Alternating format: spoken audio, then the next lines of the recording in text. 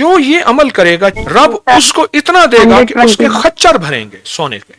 حضرت بہاؤالدین زکریا ملتانی رحمت اللہ علیہ کے واقعات میں آتا ہے ان کے پاس اتنی دولت مال تھی کہ گھوڑے کے نال بھی سونے کے تھے۔ مغل بادشاہ ان سے قرضے لیتے تھے، وہ دنیا کی بھی شہنشاہ تھے، روحانیت کے بھی شہنشاہ۔ ان کے معمولات میں ایک چیز ہے کہ وہ چاشت کے 4 نفل کے بعد سورت علم نشرح پڑھتے تھے 152 مرتبہ۔ حضرت شیخ نے فضائل اعمال میں ایک واقعہ لکھا ہے، پر میں ایک کلی تھا جو لوگوں کا سامان اٹھاتا تھا۔ ایک دفعہ جا رہا تھا، اس کے خچر پہ ایک اپاہج آدمی تھا، معذور آدمی تھا۔ اس نے کہا مجھے بٹھا لے، پیسے دوں گا۔ یہ غالباً فضائل قرآن میں ہے یا فضائل ذکر میں۔ 2 راستے آئے، کہا ایک راستہ یہ ہے، ایک شارٹ ہے، مختصر واقعہ بیان کر رہا ہوں۔ جب ویرانہ آیا تو اس نے کہا میں تجھے ماروں گا۔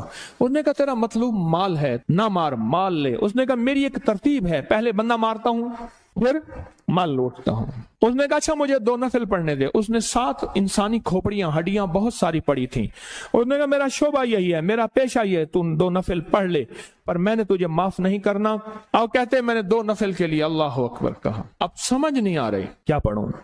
اچانک زبان پہ آیت آئی، امن یجیب المضطر اذا دعا۔ بس آئی نا تو آسمان سے آواز آئی اور ایک فرشتہ آیا اور اس نے ظالم کو غرز مارا لوہے کا، اور وہ گرا۔ جب گرا تو اس کی لاش سے آگ نکلی اور وہ گھوڑ سوار جانے لگا۔